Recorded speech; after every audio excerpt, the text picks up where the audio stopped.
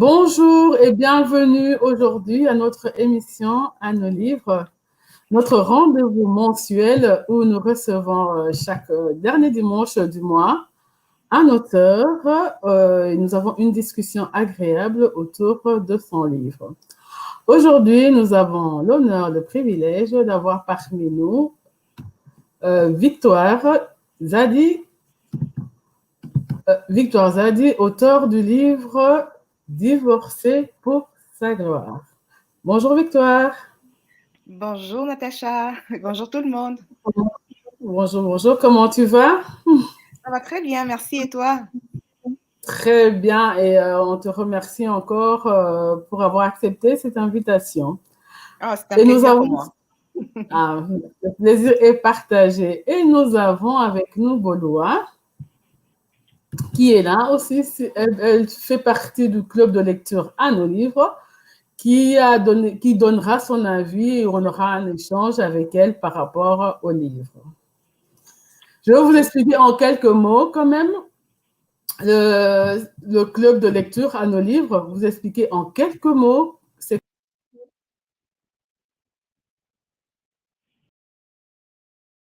le but de ce club de lecture. C'est un groupe de lecture composé essentiellement des femmes africaines, mais c'est ouvert pour toutes les personnes qui ont un cœur à l'Afrique, tout le monde est le bienvenu. Et nous avons comme objectif de lire 12 livres par an, à raison de 1 livre par mois minimum. Pourquoi? Parce que nous savons que la lecture est très, très, très importante. Pourquoi? Parce que nous savons que la lecture occupe les dernières places en ce jour où la technologie, l'Internet, les réseaux sociaux prennent de plus en plus de l'ampleur et la lecture est souvent reléguée aux dernières places. Alors que nous connaissons tous l'importance de la lecture, alors que nous savons que grâce à la lecture, nous pouvons acquérir une grande connaissance. C'est pourquoi nous avons décidé de nous challenger, de lire au moins un livre par mois. Si 2, 3, très bien, mais un livre par mois et c'est déjà un bon début. Je vais demander à Victoire de se présenter en quelques mots, qui elle est, d'où elle vient. Nous voulons la connaître. Mais merci beaucoup Natacha. Je suis Victoire Zadi. Je suis une maman monoparentale d'origine ivoirienne. Je réside au Canada depuis à peu près 10 ans. Et puis, je suis maman de 4 enfants. Donc, voilà en gros qui je suis. Et aussi, je me définis effectivement comme une femme chrétienne, profondément ancrée dans la foi chrétienne. Ok, merci beaucoup pour cette présentation. Donc, maman monoparentale, chrétienne, profondément ancrée dans la foi et aussi auteur du livre Divorcé pour sa gloire.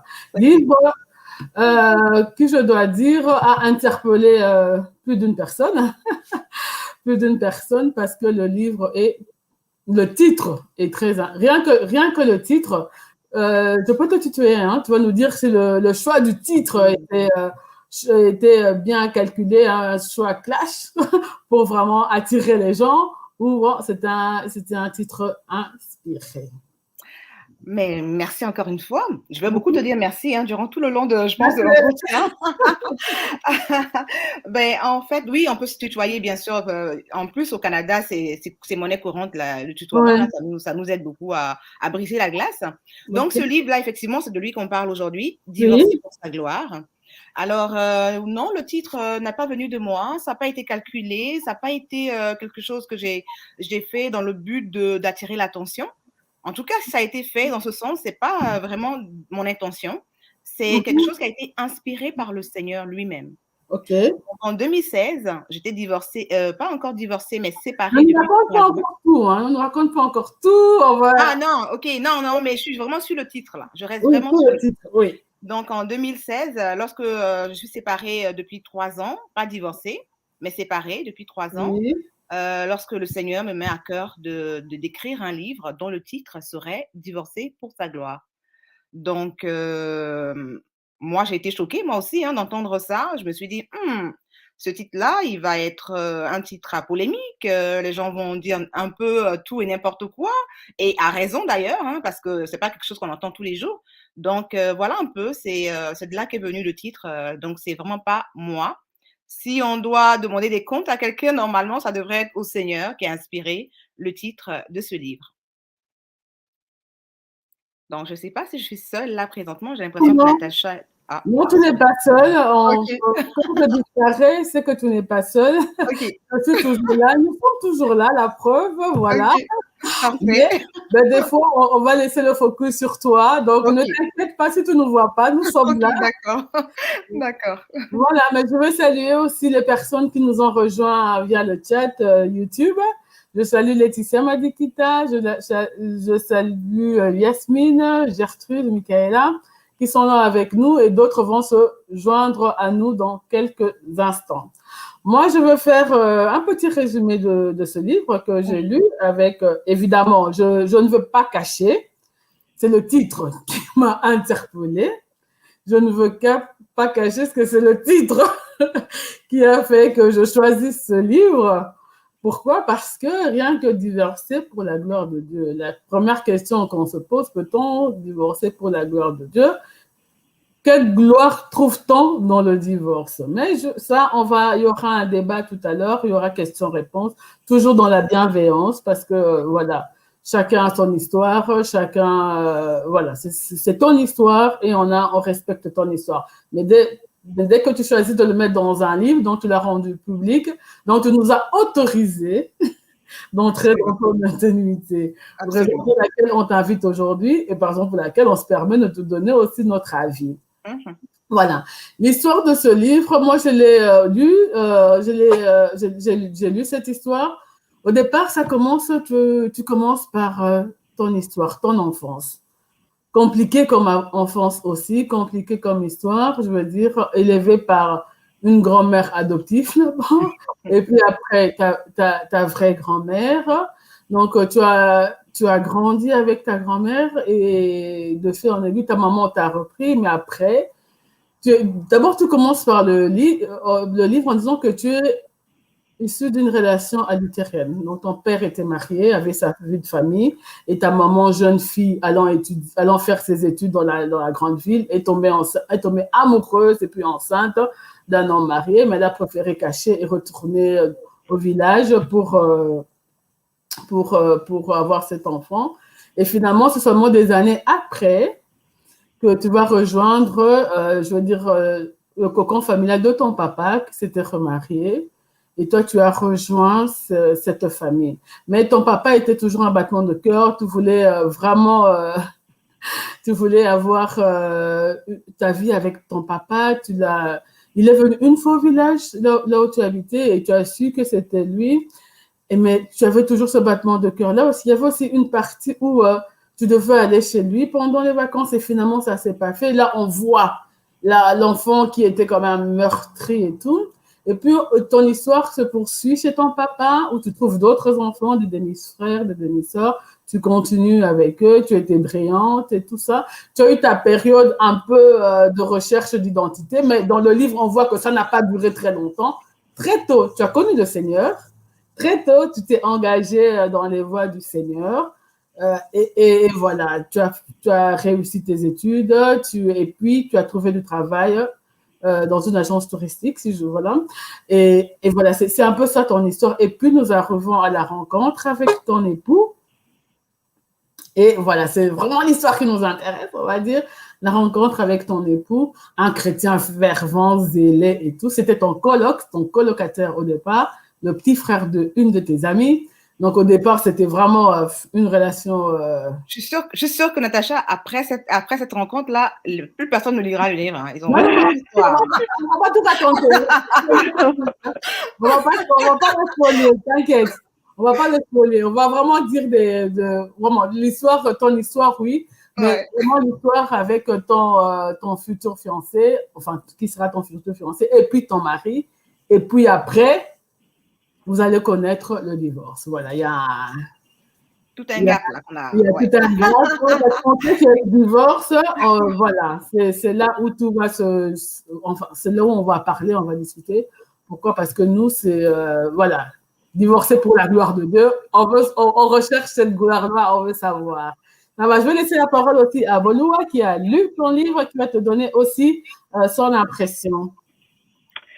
Bonjour Victoire et merci pour le livre. Je dois dire que le titre était ouf, ouais. J'ai quand même posté le titre sur mon statut sur les réseaux sociaux et j'ai eu pas mal de réactions, des gens, des questionnements et tout. Donc ça suscite la conversation sur plusieurs plans. Mais je vais pour ce segment juste me limiter un peu à moi, ce que j'ai retenu et ce qui m'a le plus frappé.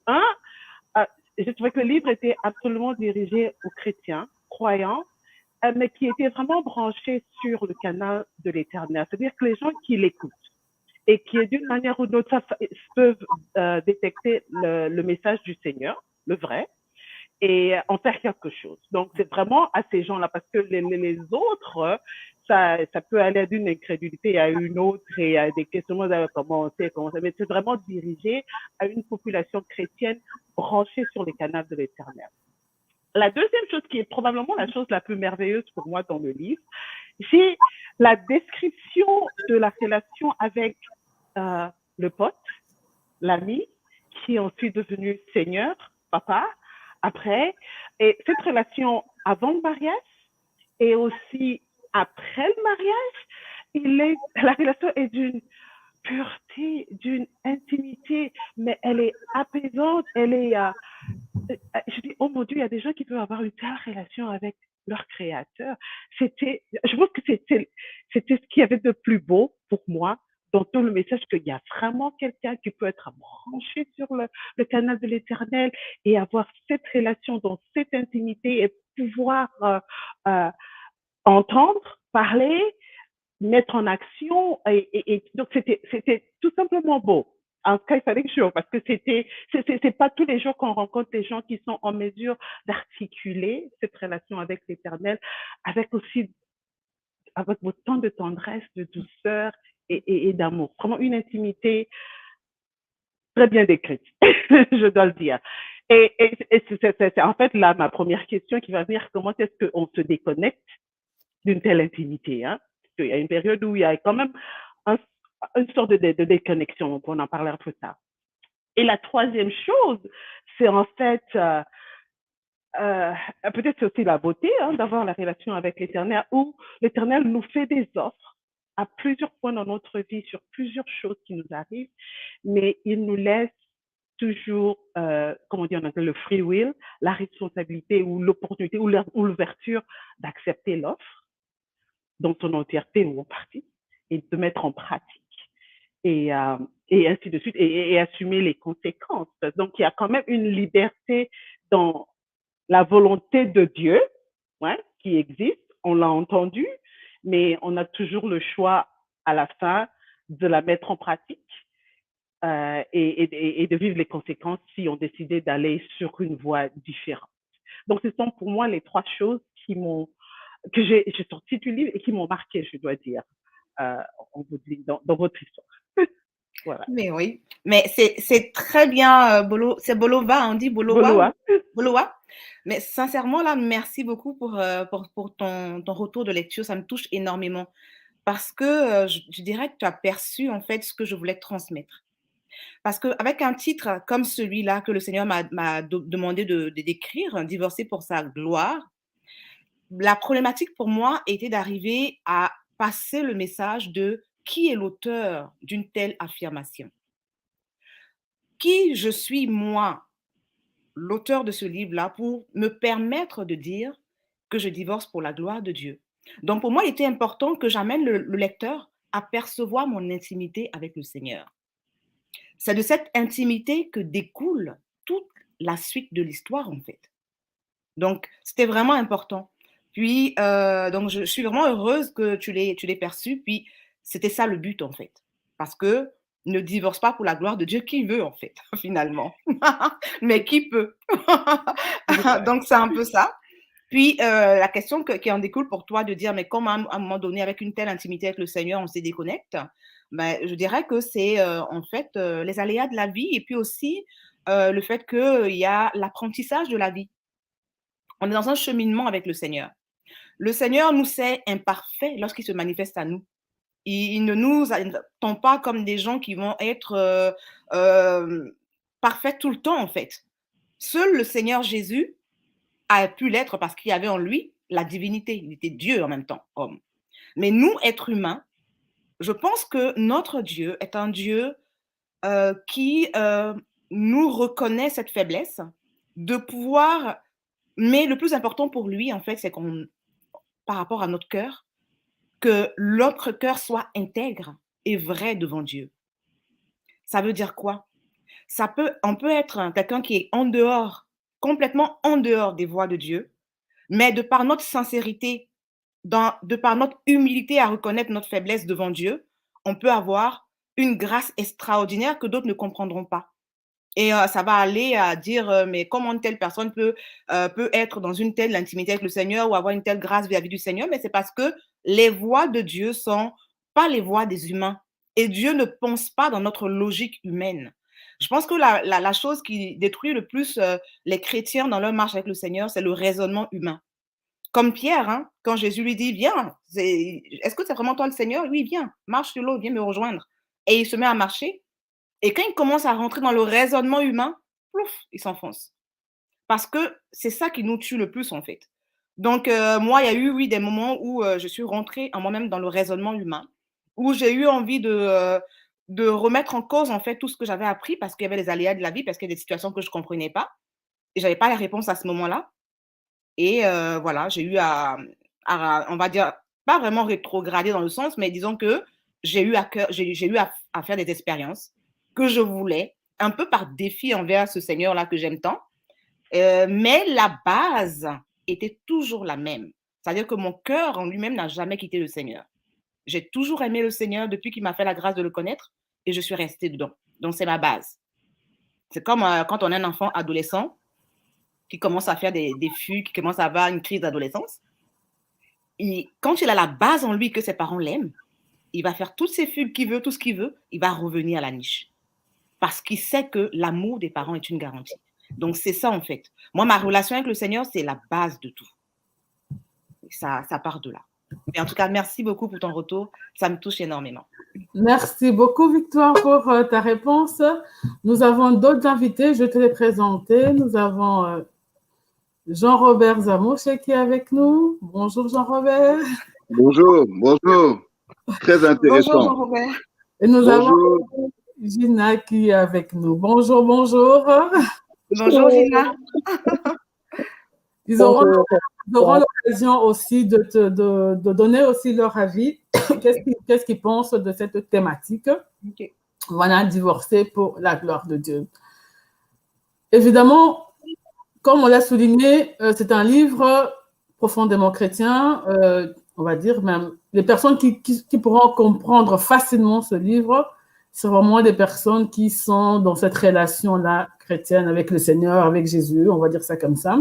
Pour d'autres personnes, ça peut paraître un peu du chinois parce que voilà, révélation, prophétie et tout et tout. Il faut être dans le milieu pour comprendre tout ça. Maintenant, moi, j'aimerais aussi, on va profiter de ce moment aussi pour parler de ce phénomène au travers le monde, le divorce.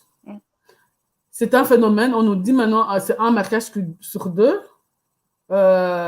qui se termine par un divorce. Mais malheureusement, on va dire, c'est entré aussi dans l'Église. Aujourd'hui, il y a quelques années, quand on nous disait qu'il y a Yasmine qui nous rejoint aussi, on la salue, elle aussi. Il y a quelques années, quand on nous disait qu'il y avait un divorce dans les milieux chrétiens, on était un peu surpris. Voilà, ça sortait d'où et tout. Mais aujourd'hui, c'est normal, je veux dire, voilà. Enfin, on n'est plus surpris du tout. Ça, tellement que c'est fréquent. Toi qui es passé par là, quelle est ta réflexion sur ça? Je dirais que ce phénomène est de plus en plus fréquent parce que les gens refusent de plus en plus de vivre dans l'hypocrisie. Tout simplement. On est dans un monde où les gens se donnent le droit, aujourd'hui, de vivre leur vie pour des objectifs je vais dire, moi personnellement, dans mon cas, c'était pour la gloire de Dieu, et je m'en tiens à là. C'est vraiment que on est dans une telle hypocrisie dans l'Église que on fait tout ce qu'on peut pour maintenir juste une image. Beaucoup de couples dans les églises, dans les milieux chrétiens, le sont dans la forme, mais pas dans le fond. Et moi, je suis passée par là. Donc, c'est soit en fait se demander, est-ce qu'on veut être intègre devant Dieu ou est-ce qu'on veut être intègre devant les hommes? Parce que les hommes ne sont pas dans les maisons. Les hommes ne sont pas dans l'intimité des couples pour savoir ce qui se passe réellement. On voit un couple qui arrive le dimanche à l'église, monsieur, madame, bras dessous, bras dessus, avec des enfants, on dit, oh, c'est merveilleux, le Seigneur est merveilleux, on est béni, hein? Mais est-ce qu'on sait ce que ces gens-là vivent? Est-ce qu'on sait si ce couple-là ne se parle pas depuis des semaines? Ils viennent à l'église tous les dimanches, mais une fois qu'ils rentrent dans leur voiture, c'est monsieur regarde à droite, madame regarde à gauche, et chacun vit sa vie. Et on revient le lendemain. Donc, à un moment donné, je pense que les gens en ont marre de jouer la comédie. C'est pour ça, malheureusement, que ça part en vrille. Maintenant, si on peut en parler ouvertement des problèmes des couples, hein, mais réellement, et les aider dans le but de les amener à vivre une vie réelle de famille glorieuse, comme Dieu l'entend, à ce moment-là, on sauvera des couples. Mais désirer sauver des couples juste pour le bien de l'humanité, en fait, des gens qui vous voient aux alentours, le m'as-tu vu? Non, c'est pas ça le fondamental. Le cœur de la chose, c'est de savoir en tout temps, est-ce qu'on veut faire plaisir à Dieu ou est-ce qu'on veut faire plaisir aux hommes? Ok, merci beaucoup. Je ne sais pas si j'ai pu intervenir par rapport à ce qu'elle vient de dire.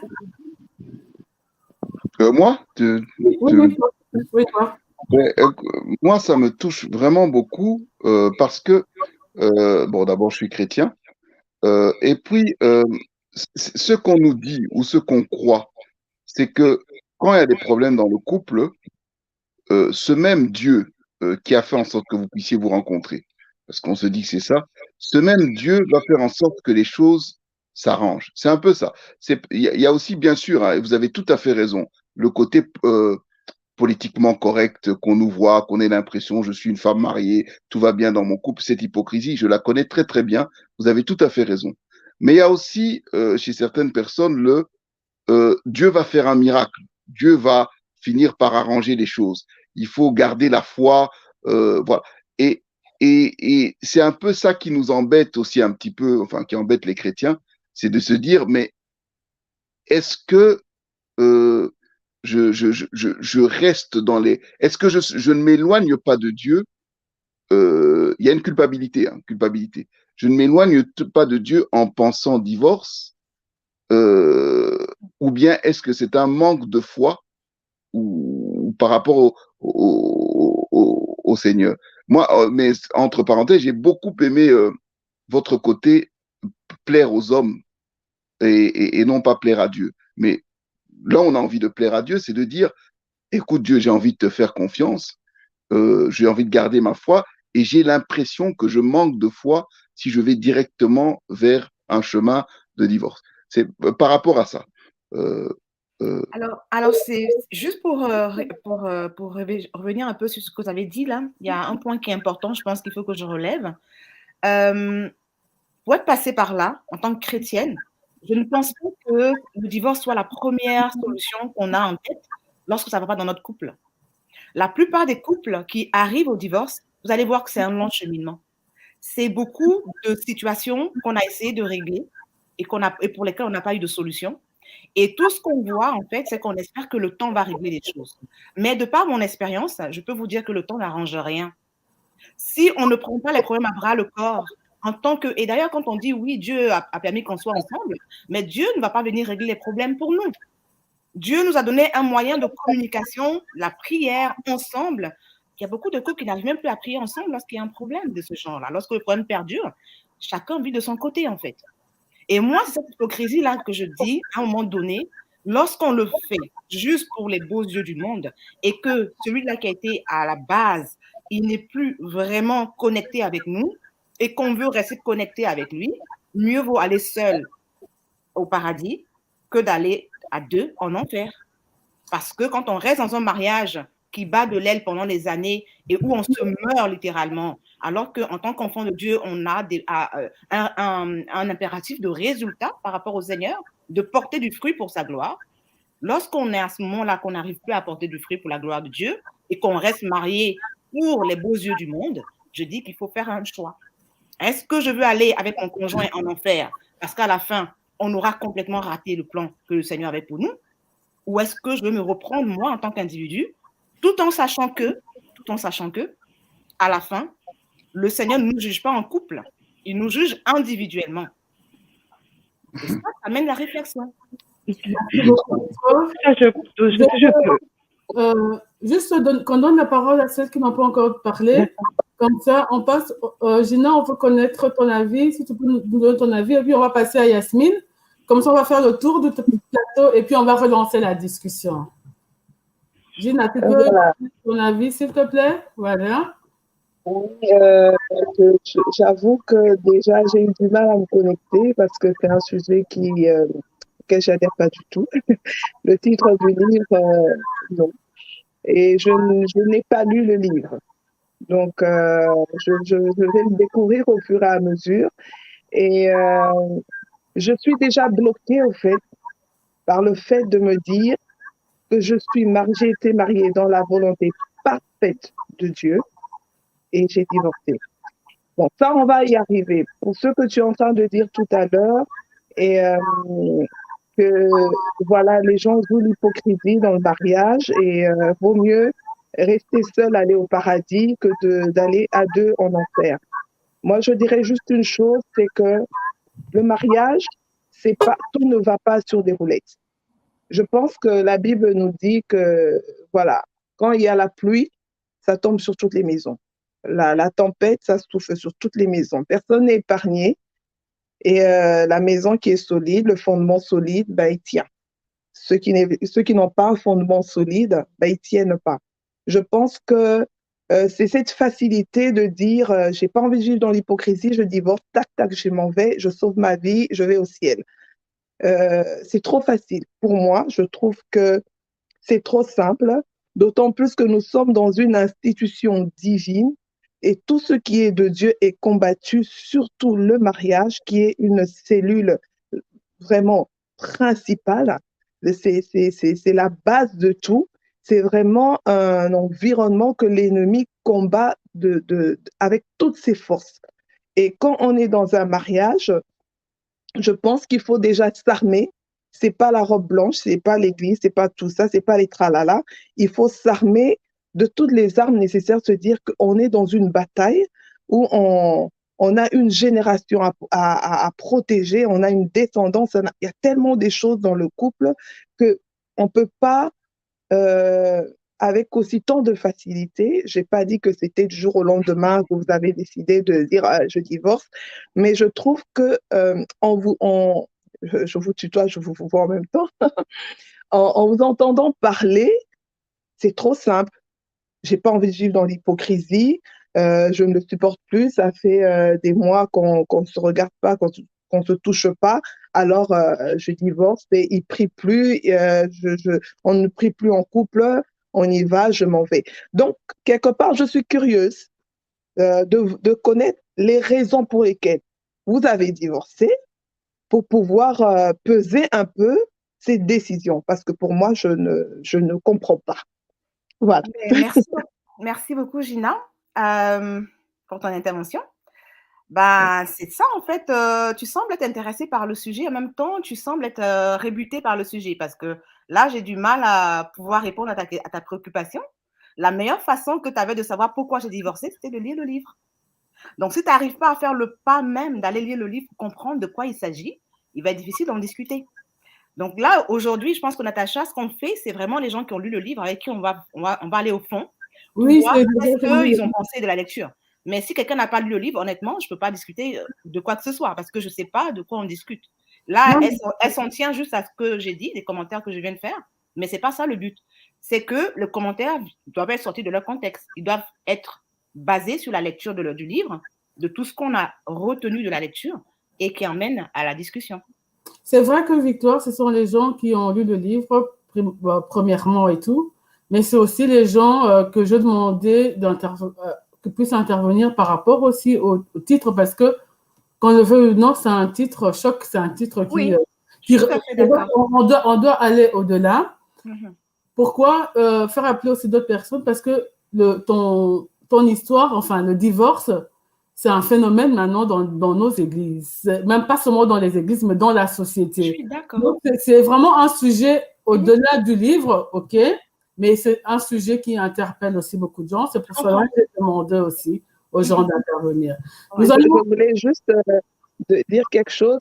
Je pense que il y a des fois, rien que par le titre ou l'explication du livre, on peut avoir envie d'aller lire le livre. Je pense qu'on a participé à quelques émissions de Natacha aussi, où on n'a pas lu le livre, mais après tu dis, ah, ça a l'air intéressant avec tous les commentaires, je vais découvrir. Là, je suis curieuse, comme je dis, de savoir un peu les raisons pour entrer dans les détails de ce livre, parce que sincèrement, j'ai été bien choquée, bien boostée. Voilà. Je comprends que tu es choquée parce que le titre, effectivement, il est choquant. Comme je le dis parfois, moi-même, quand j'ai entendu ce titre de la part du Seigneur la première fois, j'en ai été choquée. Donc, je comprends quand les gens sont choqués par le titre. Mais je dis encore une fois, il ne faut pas être limité en fait, au titre. Quoi. Il faut vraiment aller au-delà parce que dans le livre, on trouve vraiment les raisons. En tout cas, j'amène dans un cheminement, comme l'intervenante, je pense que c'est Bolova qui l'a dit. Boloua, exactement. Donc, j'amène dans le cheminement des explications le lecteur avec moi dans mon processus. Donc, je ne veux pas que ce soit caricaturé dans le sens où… Excuse-moi, on va passer à Yasmine qui a lu ton livre, justement, et qui va te donner son avis par rapport à son expérience personnelle. Yasmine, tu veux bien? Merci. Oui, bonjour, on m'entend? Oui, on t'entend, vas-y. Oui, bonjour Victoire. En fait, j'ai pu lire le livre et je peux dire que j'étais tranchée entre deux. Pourquoi? Moi-même, je suis passée par le divorce. Et au début, en tout cas du livre, j'ai lu tout le livre en tout cas, parce que j'ai voulu comprendre. Et la seule chose que je peux dire, j'ai pu comprendre qu'il y a eu beaucoup de bases qui n'étaient pas bien fondées.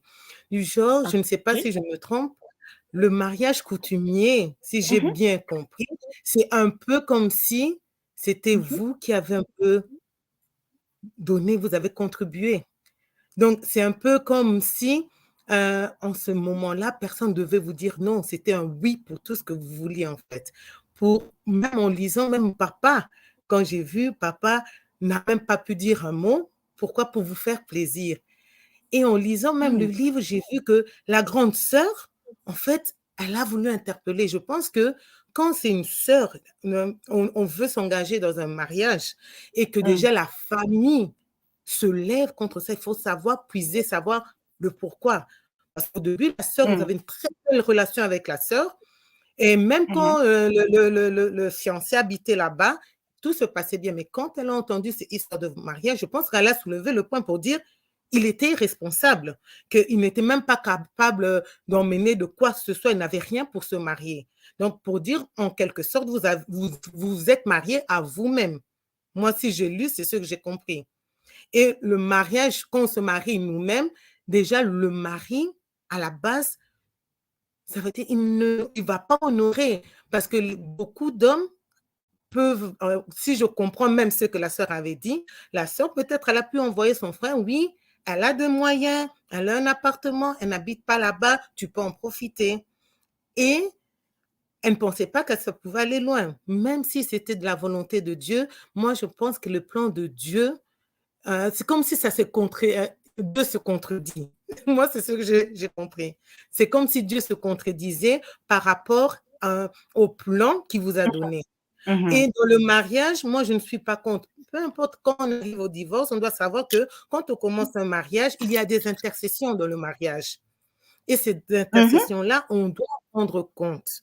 Et quand dès le début, même quand on est fiancé, tu revois ton fiancé n'est même pas capable de t'acheter, même ne fût-ce qu'un cinglé. Il faut prendre le temps. Il faut vraiment prendre le temps pour dire, mais s'il n'est même pas capable d'acheter le pain, de prendre le cinglé, mais comment on peut envisager de vivre avec une personne qui n'est pas encore responsable? Parce que le mariage, ce n'est pas pour les enfants, c'est pour des adultes. Donc, moi, je pense que quand la sœur avait voulu parler, il fallait peut-être dans ce temps-là prendre le temps d'écouter.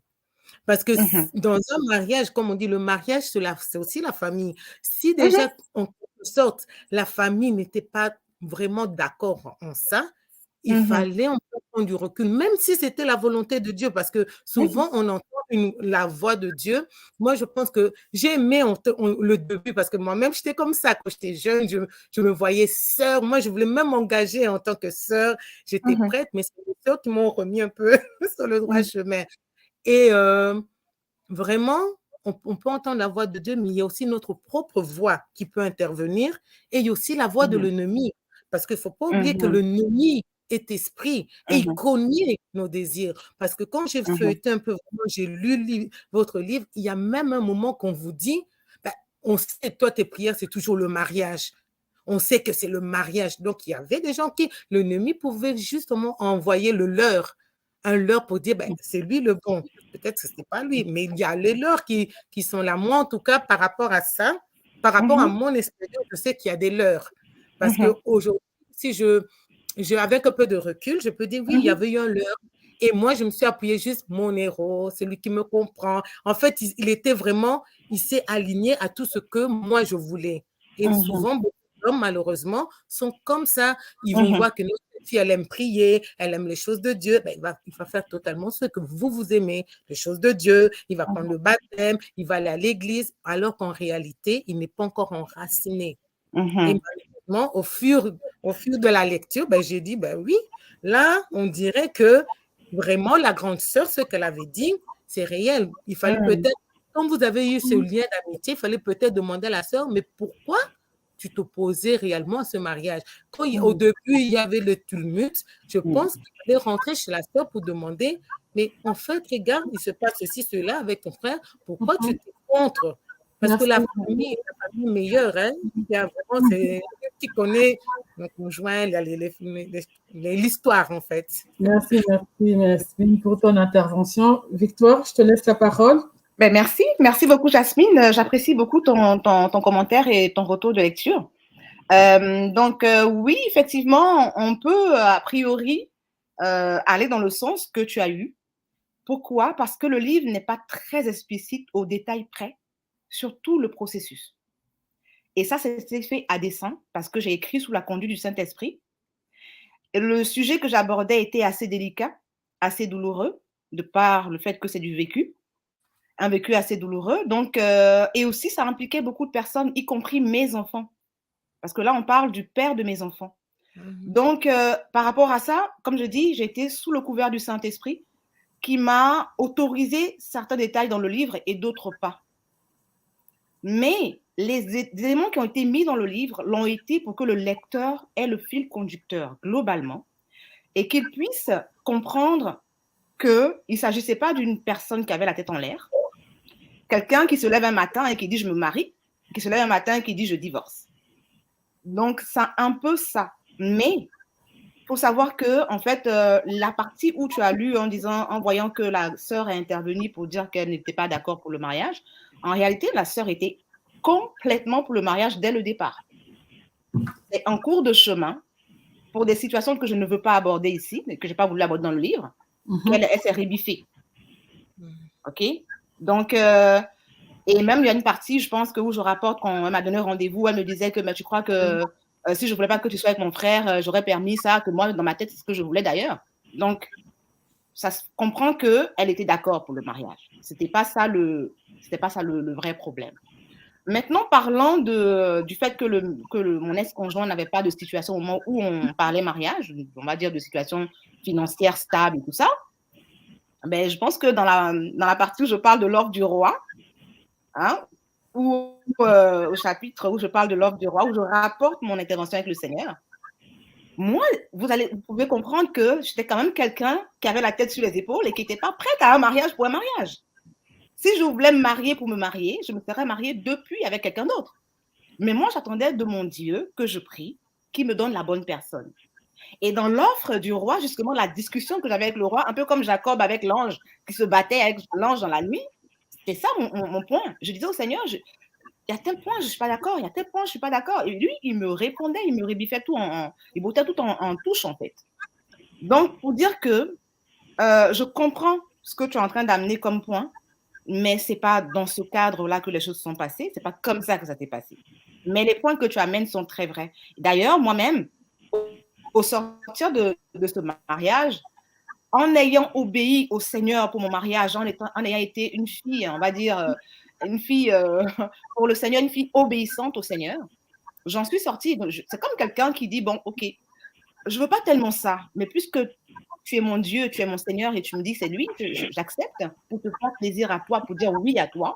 C'est ce que je rapporte dans le livre. Hein. Mon oui, c'est à Dieu que je l'ai donné. Et donc, Seigneur, bah, c'est toi qui es le garant, en fait, de ce mariage, finalement. Je te dis, il ne travaille pas, tu me dis, c'est pas un problème. Je te dis, si, tu me dis, c'est pas. Je dis, je veux même pas, même la source, enfin, l'origine, le pays, il me dit, c'est pas. Je vais pas trop rentrer dedans. Mais le Seigneur a tout botté en touche, ok? Et donc, moi, je le tiens pour responsable quelque part, comme l'assurance vie de mon mariage. Et donc, quand ça ne marche plus, c'est encore vers lui que je me tourne. Donc, je pense que, oui, je comprends qu'il y a des personnes qui sont un peu, qui n'écoutent pas assez. Et il y a aussi une chose que je peux garantir et que je refuserai tout le temps, c'est de dire que je n'ai pas entendu de Dieu. Et c'est pour ça que j'ai tenu à rapporter ma relation intime avec le Seigneur. Pour que les gens comprennent que ce n'est pas une affabulation. Je ne suis pas une schizophrène. Je ne me parle pas à moi-même. Et je ne me suis certainement pas mariée à moi-même. Merci beaucoup pour ton intervention, Victoire. Tu veux ajouter quelque chose? On a été deux personnes. Yasmine voulait dire quelque chose? Je pense que son écran est bloqué, alors je ne vois pas trop. Non, c'est Natacha qui voulait dire quelque chose. C'est moi qui voulais dire quelque chose. Non, je pensais que tu avais fini et je te remerciais pour ton intervention. Sujet très délicat, parce que il s'agit voilà, de ta situation vraiment personnelle et tout, et de ce que toi tu as entendu, et tu es passé à l'action. Tu as accepté une offre qui n'était pas, on va dire, voilà, alléchante, on va dire, toutes les conditions n'étaient pas réunies. Tu as accepté cette offre, c'était l'offre du roi, comme tu l'as dit. Il y a eu argumentation dans le livre, voilà, il y a eu cette argumentation, mais finalement, tu l'as accepté. Mais après, après, ça n'a pas marché, en fait. C'est là où les gens se posent la question. Quand l'offre du roi ne fonctionne pas, qu'est-ce qu'on fait? Mais je reviendrai avec cette question après pour ne pas peut-être qu'on peut mettre un point sur cette question-là, parce que je voulais juste faire un commentaire par rapport à tout ce que j'ai entendu. Je suis chrétienne, catholique, pas nécessairement évangélique et tout, donc c'est un peu dans ce point de vue-là que je reviens. Je pense que la situation dans l'ensemble, pour ne pas vraiment rester dans le personnel, touche à plusieurs sujets, disons, toujours point dans la vie d'un chrétien, n'est-ce pas? Se connecter au Seigneur, savoir écouter le Seigneur, savoir détecter, discerner ce qui vient de lui ou ce qui ne vient pas de lui et appliquer dans la réalité. Quelle est la définition d'un mariage réussi, n'est-ce pas? Parce que il y a dans la situation au pays, vous parlez de mariage, il y a quelque chose qui m'avait vraiment frappé. Votre père, qui est quand même votre héros, malgré son imperfection, et qu'il a une femme qui est restée avec lui malgré vous tous, toi, et je pense qu'il y avait toi et d'autres enfants que le papa a ramenés d'ailleurs. Donc, il y a un modèle d'un mariage réussi, peut-être, pour certains chrétiens, peut-être pas pour d'autres, parce que le mari était adultère, qui est revenu un héros, et il y a la culture qui va avec, et on quitte ce milieu-là, on se retrouve projeté dans le Canada où le support de ce genre de mariage n'est pas nécessairement là, dans la communauté. Donc, le questionnement est là. Et je dis, si on aime dire, il y a la vision internationale de l'écoute de ce que l'Éternel dit. Aussi, les conditions qui sont là, qui nous bon, enfin, le Seigneur m'a offert ceci, j'ai écouté, nous sommes allés. Il n'est pas financièrement fort, mais c'est pas un problème parce que il peut y avoir un cheminement pour que quelqu'un sortent de ce moment-là. Et la chose la plus importante, je pense que dans l'offre du roi, c'était même pas que le monsieur devait devenir riche. C'était l'objectif que tu avais depuis 15 ans de servir le Seigneur avec un époux. Donc, la recherche qui était là, c'était la recherche vraiment d'une relation qui part de toi avec l'Éternel, de ton couple avec l'Éternel. Et c'est en fait cet échec-là qui est le vrai échec de cette relation. Pas nécessairement que le monsieur n'était pas capable. Donc, il y a beaucoup de points dans cette relation, dans l'histoire élevée, qui nous impactent tous. Ici, c'est dans le mariage, mais ça peut arriver dans les relations avec les enfants, ça peut arriver dans le relations avec mon travail, et ainsi de suite. Donc, juste pour relever que l'objectif poursuivi dans l'offre du roi, c'était en fait servir le roi ensemble. Je veux juste lire un commentaire. Il y a beaucoup de commentaires dans le chat. Je veux prendre un commentaire de Annie Boitou qui nous dit « Le problème dans notre communauté africaine, les femmes vivent une pression, il faut se marier à tout prix et malheureusement, on n'a pas les clés. C'est un sujet tabou, donc les gens restent à tout prix dans le mariage. Les femmes veulent se marier parce qu'il y a une pression. » Mais je reviens encore, et puis je vais passer la parole à Gina par rapport à... Je reviens à ta relation avec le Seigneur. Je reviens à la Bible où on dit que il y a certains cas où le divorce est permis. Il y a certains cas où le divorce est permis. Et toi, dans ton histoire, tu ne te retrouves pas dans ce cas-là, c'est-à-dire dans l'adultère. C'est dans le cas où le divorce est permis. Il y a aussi certains cas dans des milieux aussi où on accepte, on va dire plus ou moins, là où il y a la violence physique, où il y a la violence verbale même, où la personne est en souffrance. On sait que la personne, s'il reste dans ce mariage-là, peut risquer sa vie. Dans ces cas-là, je vois aussi que cette raison-là passe. Mais toi, maintenant, qui ne te retrouves pas dans cette condition, dans cette condition, comment tu la vis? Parce que tu en parles aussi dans ton livre. Comment tu vis ça? Parce que la raison que tu évoques, c'est pas une raison que la Bible reconnaît. On va dire ça comme ça. Et puis, je vais passer la parole à Gina et puis à Jean-Robert encore par rapport. Et si je trouve il y a dans le chat, je reviendrai aussi. Ok, merci.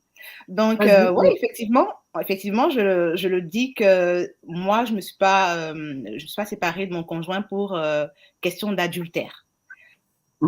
Donc, en général, c'est ce que le monde chrétien comprend quand on parle, quand on rapporte qui dit que le mariage, enfin le divorce n'est pas autorisé sauf en cas d'infidélité. On assimile l'infidélité à l'adultère. Donc, tout le monde comprend que c'est en cas d'adultère. Moi, mon infidélité à moi, c'était pas une question d'adultère, c'était plutôt une question de trahison aux valeurs, aux engagements. Donc, ça va plus loin que l'adultère. Et peut-être même qu'il y a eu une situation d'adultère dans mon couple. Ça, je n'en parle pas. Ça reste un point d'interrogation et quelque chose que je veux que ça reste dans l'esprit des gens en interrogation parce que ça m'intéresse peu. Donc, pour dire que je suis le genre de personne que même un adultère n'aurait pas forcément amené à divorcer. Donc, vous voyez que en fait, le problème que je ramène ici est beaucoup plus profond. Il faut qu'on aille au-delà de certaines choses, de certaines œillères qu'on a et qu'on croit qu'en fait que la vie chrétienne, elle doit être bâtie sous un tel angle. C'est l'angle dans lequel qu'on a toujours vu les choses et c'est ce qu'on a demain. Mais je vous signale que le but de mon livre, justement, ce que je postule dans ce livre, c'est que je divorce sous le contrôle du Saint-Esprit et du Seigneur. Donc, comment en arrive-t-on à divorcer sous le contrôle du Saint-Esprit alors qu'on n'est pas dans un cas d'adultère reconnu? Alors que ce n'est pas la motivation du divorce. Ça amène à étendre la réflexion, en fait. Pour dire que moi, le point que j'amène ici, c'est que j'invite le monde chrétien à être moins carré, moins dans la boîte et à être plus ouvert au Saint-Esprit. Parce que celui qui conduit toutes choses en définitive et celui pour qui on travaille en définitive et celui vers qui nous courons tous en définitive, c'est le Seigneur et c'est le Saint-Esprit. Et c'est lui qui reste souverain. Le même Seigneur qui a dit à Pierre dans les Actes, qui a dit de son Église qu'on ne mange pas la viande impure, ce même Seigneur qui dit à Pierre dans les Actes, mange la viande impure, que j'avais dit impure. Et on voit Pierre qui lutte avec cette réalité pour dire, Seigneur, je ne veux pas manger cette viande-là. Et le Seigneur lui dit, tu la mangeras. Et à un moment donné, il rappelle Pierre pour dire, mais Pierre, ne déclare pas impur ce que Dieu a déclaré pur. Donc, le même Dieu dont on parle aujourd'hui et dont on dit qu'il a dit que le divorce est dans un certain cadre, peut m'autoriser, moi, qui suis en train de parler, à divorcer dans un cadre qui n'a pas transcrit dans la Bible. Et si ça arrive, et si c'est vrai, qu'est-ce qu'on fait? Est-ce qu'on doit rejeter du revers de la main en disant que cette personne est la fabule? Ou est-ce qu'on peut aller consulter ce Seigneur-là pour demander, est-ce que tu as vraiment parlé à cette fille-là? Est-ce que tu serais capable de dire ça? Ce qui est curieux et l'humour du Seigneur, c'est que beaucoup de personnes qui sont virulentes dans ce genre de circonstances, qui jugent des personnes comme moi, se retrouvent dans des contextes comme ça, quelques temps après, et ils ont du mal eux-mêmes parce qu'ils se voient en train de passer par quelque chose qu'ils n'auraient pas voulu vivre. Dans la vie, tout, et je vais finir par là, Natacha, dans la vie, tout n'est pas tout noir ou tout blanc. Il y a une zone grise dans la vie, et cette zone grise-là, elle existe. Et j'emmène par mon livre le monde chrétien à explorer cette zone grise. Voilà. Ok, merci beaucoup. Je vais reprendre les commentaires dans le chat. On me dit, je comprends bien avec l'exemple de Pierre, que Pierre, à qui le Seigneur a demandé des choses impures. Et dans le cas ici, on parle du divorce. Donc, dans ton cas aussi, on va dire que comme les choses impures étaient impures un jour, et le Seigneur peut demander un autre jour de les manger. Tu prends cet exemple-là. Mais c'est vrai que si on retourne dans la Bible, c'est le sujet, le verset qui traite de ça, bon, on va dire que c'est pas un sujet d'interprétation parce que la question était cadrée. Dans quel cadre pouvons-nous divorcer?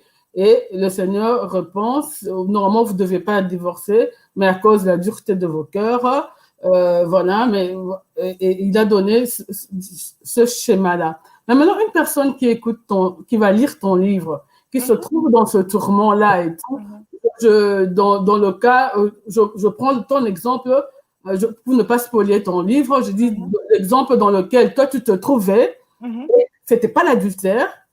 Quelqu'un qui se trouve dans ton cas-là, qu'est-ce que tu conseilles? De se battre, de rechercher la face de Dieu, de chercher toutes les solutions, ou dire que, voilà, à Pierre, on avait dit ça. Mais moi c'est juste, je vais, voilà. Tu as répondu à la question, Natacha. On va parler plus loin. Tu as répondu à la question. Recherche la face de Dieu. Oui. Rechercher la face de Dieu. C'est ce que j'ai fait, moi. Quand ça a commencé à être insupportable, je suis allée vers mon père. C'est ce que j'ai fait. J'ai dit, papa, qu'est-ce qui se passe? Qu'est-ce qu'on fait? Et toi, Oui. Exactement. Et dans le cheminement, ceux qui ont lu le livre, on sait qu'il y a eu 1 an après la séparation, je suis retournée vers mon mari pour essayer de recoller les morceaux. Oui. Donc, en fait, on n'est pas... Franchement, c'est... On n'est pas dans le jugement. Hein. Il faut vraiment, Victor, on n'est pas dans le jugement parce que, bon, on discute... Non, je comprends très bien, mais je veux dire que j'aime que tu abordes ces questions parce que ça nous permet d'en parler et que d'autres personnes aussi puissent comprendre et clarifier les choses. Donc, t'inquiète pas, je ne prends pas ça comme du jugement. Moi, je suis libre dans le Seigneur. Donc, ma liberté en Christ, là, c'est un trésor, il n'y a pas de problème. Donc, pour dire en fait que il y a des situations qui arrivent, comme le divorce, qui n'ont pas de cadre prédéfini. Et moi, ma relation avec le Seigneur, c'est une relation qui s'est passée, si vous voulez, pas dans la Bible. C'était le vécu, c'était moi et mon Dieu. Ça a toujours été moi et mon Dieu. Comprenez? Donc, à un moment donné, quand ça ne marche pas, alors que j'ai demandé son avis, que j'ai attendu de me marier selon sa volonté parfaite, encore une fois, j'insiste, et que ça ne marche pas, si quelqu'un est dans ce même cadre-là que moi j'ai été, ben, ce que je lui recommande, c'est d'aller vers son Père, d'aller redemander au Seigneur, qu'est-ce qu'on fait? Qu'est-ce que je fais?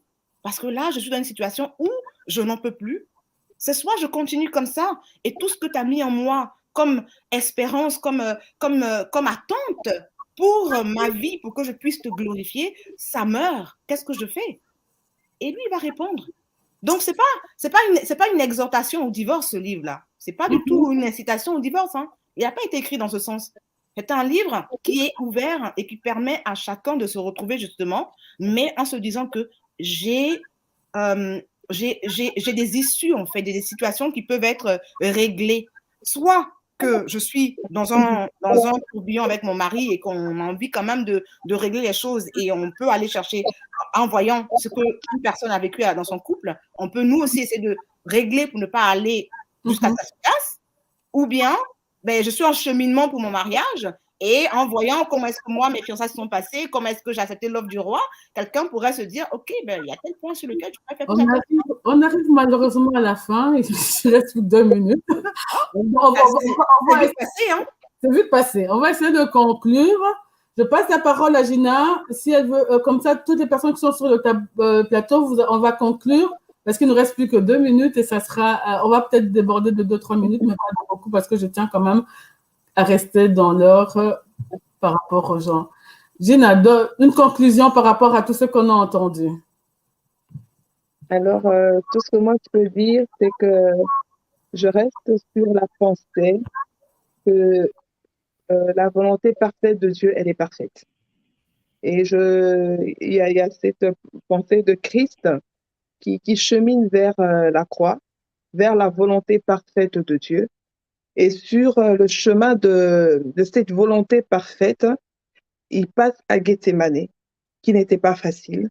Et à un moment donné, bien qu'il savait qu'il était dans la volonté parfaite de Dieu, justement, comme disait Victoire, il est retourné vers le Père. Il a même dit, Seigneur, si c'était possible, éloigne de moi cette coupe. Mais il ne pouvait pas changer de direction. C'était quelque chose qu'il devait subir. Il fallait passer par là pour arriver à cette volonté parfaite de Dieu, le salut de l'humanité. Ce n'était pas facile, c'était un prix à payer. Et je pense pour ma part que même quand on est dans la volonté parfaite, malheureusement, on n'a pas assez de temps parce que je suis vraiment l'une aussi qui, dans mon témoignage et dans la volonté parfaite de Dieu, parce que vraiment, c'était, voilà, à l'occasion, on en parlera. Et des tumultes, des problèmes graves, des choses sérieuses, des moments où tu as vraiment envie d'arrêter sont arrivés. Et cette question-là, on se la pose. Mais Dieu te répond de la même manière qu'avec Christ à Gethsémane. Tu vas boire cette coupe pour arriver là où je veux que tu arrives. Et je pense que Dieu ne change pas, pour ma part, chacun a son expérience, Dieu ne change pas sa volonté parfaite en chemin, puisqu'elle est parfaite. Comme on dit, elle est parfaite, même si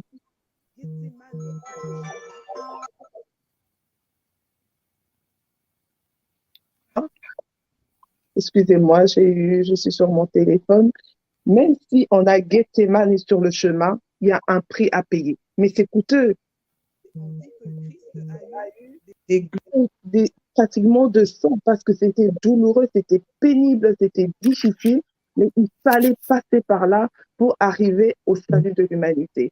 Donc, voilà, pour conclure, pour ma part, pour ceux qui veulent lire, ils peuvent lire, mais je pense que Dieu ne change pas ses plans parfaits, son plan parfait en cours de chemin parce qu'il y a un problème qui ne va pas, quelque chose qui cloche. Peut-être qu'il faut que ça cloche un moment pour justement arriver à parfaire encore les choses, aller de gloire en gloire. Donc, voilà, j'encourage ceux qui sont dans le mariage, ceux qui veulent entrer. Ça reste une bénédiction, mais ce n'est pas facile parce que c'est combattu et il faut avoir les armes qu'il faut pour tenir. Voilà.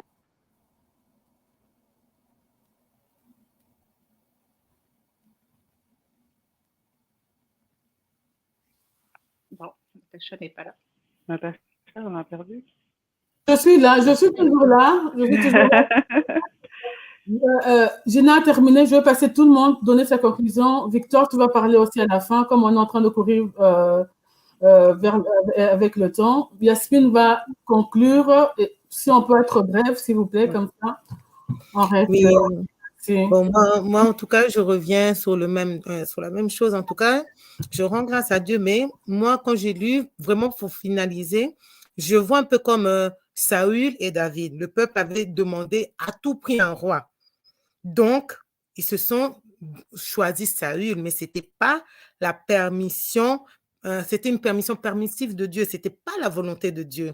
Et on a vu le dégât à la fin. Quand c'est de la volonté de Dieu qui est de haut et de bas, Dieu pourvoit, Dieu donne la provision, Dieu, en fait, nous donne cette ressource qu'il faut. Quand c'est dans sa volonté, peu importe, on peut même faire un break de 1 année, mais quand c'est dans la volonté de Dieu, on fait un break, c'est pour se ressourcer, pour grandir, pour mûrir. Et je pense que Dieu est toujours au contrôle. Quand c'est sa volonté, vraiment, mais quand ce n'est pas vraiment cela, c'est là qu'on peut voir les fruits qui s'ensuivent. Quand ce n'est pas la volonté de Dieu, on voit toujours les fruits par derrière. Et aussi, je voudrais aussi nous encourager, les parents, justement, qui sont monoparentales, de prendre conscience aussi de ça. Parce que le divorce, il ne faut pas dire que le divorce vient comme ça. Ça vient par rapport aux hommes et les femmes. Je pense qu'il faut traiter ce problème déjà à la source. Et à la source, je pense que c'est nous, les mamans. Déjà, prendre le temps d'enseigner à nos fils. Pas qu'à nos filles. Les filles, c'est facile, on les enseigne, mais à nos fils. Alors, apprendre c'est quoi être un homme responsable, un homme authentique, un homme vrai. Parce que quand on éduque déjà nos enfants, nos hommes, surtout au bas âge, il y aura moins de divorces. Il y aura moins de divorces. Mais souvent, nous, les mamans, je peux dire, nous, les femmes, on met un peu les garçons de côté, on s'occupe plus des filles. C'est comme si on voit que c'est la fille qui est... On dit que la fille, c'est le bonheur, c'est vrai, mais l'homme aussi, il a sa part. L'homme a sa part. Et c'est à nous, les femmes, justement, nous qui sommes dans les foyers, nous qui sommes déjà avec rempli d'expérience, d'éduquer déjà nos hommes, nos enfants qui seront plus tard des hommes, à savoir justement comment demeurer dans le mariage, comment avoir un foyer bâti dans le Seigneur surtout. C'est pas pour rien que la parole nous dit qu'il faut vraiment instruire nos enfants. Il ne faut pas lâcher prise. C'est pareil... C'est pareil dans tout, en tout cas. Merci beaucoup, tu as beaucoup à dire. Je sais, mais on court là. Benoît, s'il te plaît, tu peux conclure? Oui, je serai très bref, je promets. Je pense que moi, je vais retourner vers ce que j'ai retiré du livre parce que j'en ai appris une chose ou deux. Je n'ai pas la prétention de définir le mariage réussi parce que le mariage réussi, ça va varier d'une personne à une autre. Le niveau de souffrance, de supporter, de tolérer la douleur ou les problèmes ou quoi qui arrive, ça varie d'une personne à une autre, donc je n'ai pas. Donc pour moi, ce que je tire du livre, c'est à nous tous, essayer de maintenir cette relation parfaite avec l'Internet et intime avec Dieu et vraiment prier pour que nous puissions reconnaître sa voix et son offre pour nous. Et au cas où nous aurons fait une erreur dans l'acceptation ou l'exécution de cette offre, il est miséricordieux, il nous reprendra et la vie continuera avec sa bénédiction, divorcée ou pas.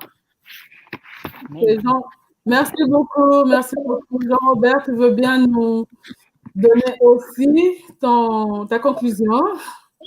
Oui, d'abord, moi j'ai beaucoup d'admiration et je trouve que Victoire a une chance extraordinaire. C'est que, en fait, vous savez, dans la Bible, à un moment donné, on demande à Paul, manger tel truc, est-ce que c'est pur ou impur? C'est bien ou pas bien?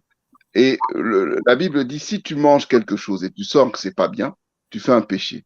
Si tu manges quelque chose et tu sens que il n'y a pas de péché, donc il n'y a pas de péché. Je trouve qu'en fait, le plus important, c'est la relation qu'on a avec le Seigneur. Et comme dit le Seigneur, ne jugez pas. La relation qu'on a, et c'est une relation personnelle. Moi, quand je vois Victoire sait qu'elle est en relation avec le Seigneur, elle sait que tout ce qui lui arrive, c'est avec le Seigneur. Et ça on faut pas tricher, c'est une question de vérité. Si on n'a pas ça et qu'on veut divorcer parce qu'on a envie de divorcer, et on utilise Dieu, ça nous rattrape. Mais quand on est convaincu de quelque chose, parce que cette relation est avec Dieu d'abord, on n'a même pas nous à juger de l'extérieur. C'est avec Dieu. Et je ne vais pas non plus donner tous les exemples. Il y a dans la Bible plein d'exemples qui ont l'air un peu complètement biscornus, mais c'est avec Dieu. Et donc, moi, je l'envie d'être en harmonie, parce que tout ce qu'elle a vécu, c'est avec Dieu, et c'est le plus important. Le plus important. Voilà.